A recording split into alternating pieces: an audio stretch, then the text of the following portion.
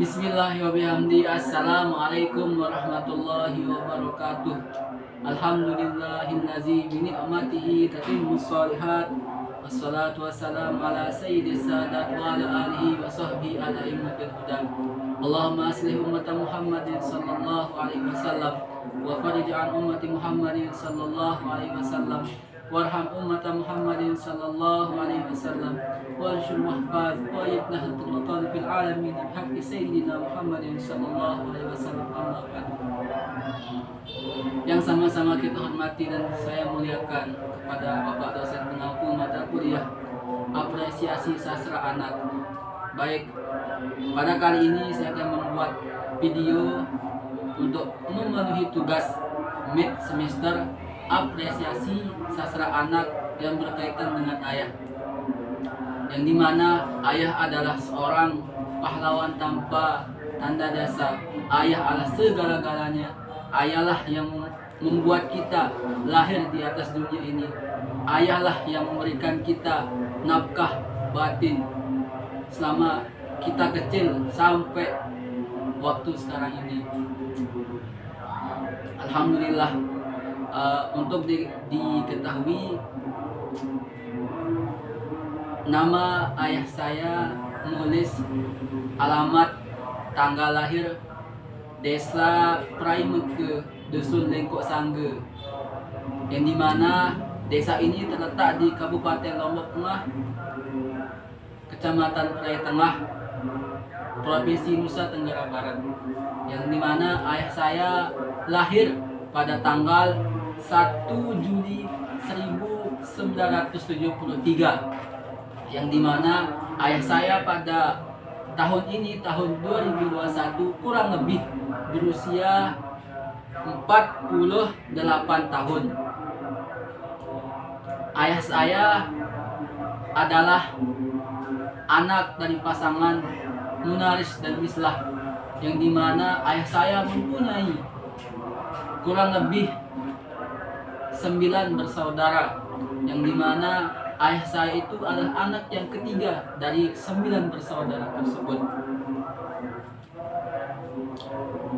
Agama ayah saya sudah tentu pasti agama Islam. Yang selanjutnya adalah warga negara Indonesia.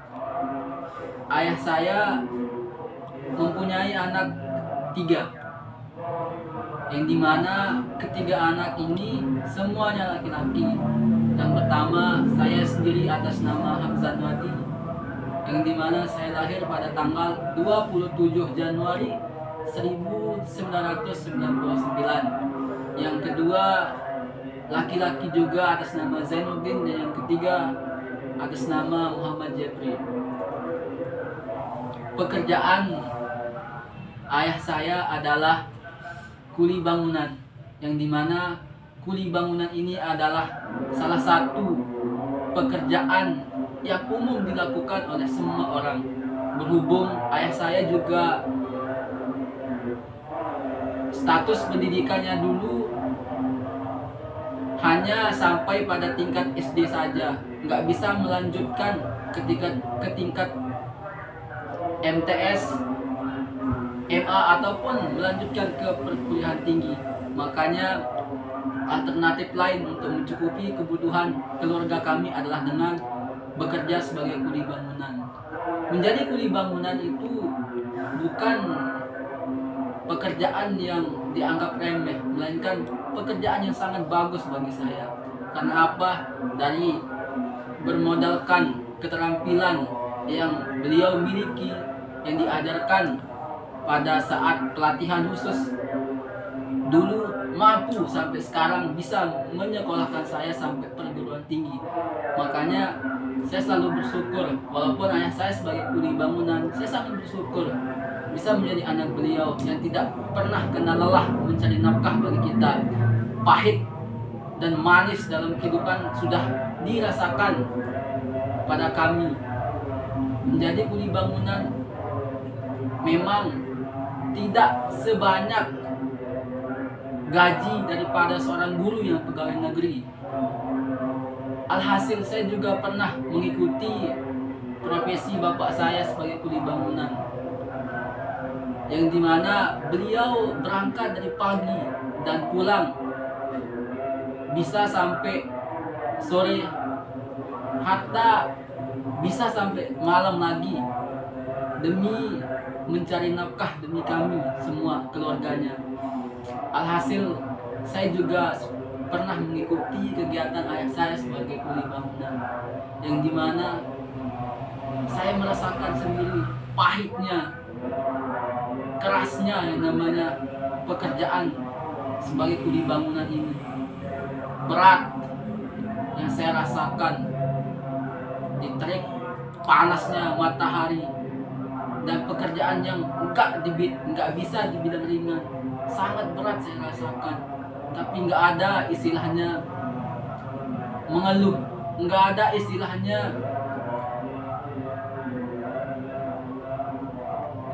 istilahnya beliau itu bersedih meratapi kehidupannya sendiri. Yang beliau pikirkan itu bagaimana cara dia mencari nafkah, bagaimana beliau mencari sesuatu yang dimana suatu tersebut bisa membiayai keluarganya, bisa membiayai anaknya sekolah. Ayah tidak ada duanya, ayah tiada taranya. Kami sekeluarga hidup bahagia, walaupun sisi lain kami sangat kekurangan. Masa kecil ayah saya dibilang sangat sengsara. Hidup dari kecil dari orang tua yang serba kekurangan, tapi tidak membuat ayah saya selalu mengeluh. Apapun perintah, apapun yang diperintahkan sama orang tuanya, selalu dia tepati. Masa kecil ayah saya itu beliau menjadi seorang pengarit, penjaga sapi-sapi. Masa kecil beliau dihabiskan mencari rumput ke sawah-sawah milik orang untuk memberi makan sapi-sapinya. Alhasil dengan sapi-sapi itulah yang sebagai modal untuk ayah saya dan kakek saya melanjutkan kehidupan sampai sekarang. Ayah saya terbilang mempunyai karakter yang humoris, yang dimana beliau selalu menghadirkan canda tawa ketika berkumpul sama keluarga. Beliau selalu menceritakan pengalaman pahitnya pekerjaan merantau dulu semasa mudanya. Tapi satu yang menjadi prinsip hidupnya, kebahagiaan orang tua, kebahagiaan sekeluarga kita, salah satu tujuannya, yang dimana dari tujuan itulah beliau tidak pernah mengeluh, beliau tidak pernah merasakan lelah, dikarenakan ingin selalu memberikan yang terbaik buat anak-anaknya.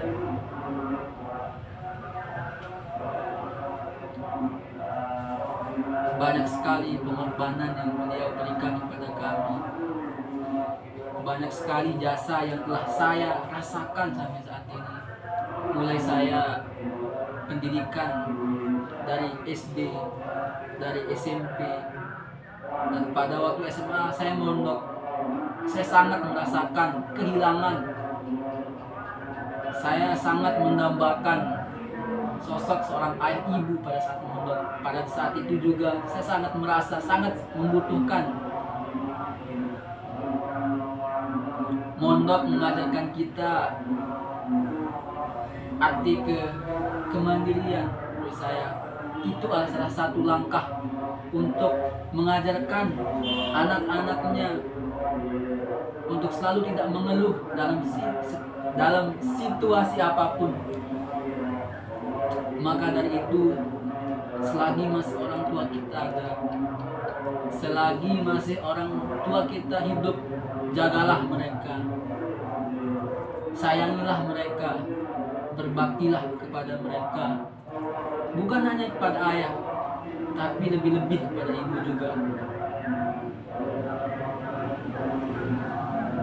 Semua kebahagiaan yang kita dapatkan sampai saat ini, sampai umur kita sedewasa ini, adalah pengorbanan daripada orang tua kita. Setiap hari mereka mencari nafkah, setiap hari mereka mencari uang untuk membiayai hidupnya.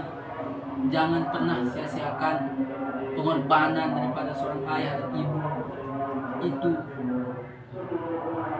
dengan melakukan hal-hal yang membuatnya marah, membuat dia tidak senang pada kita.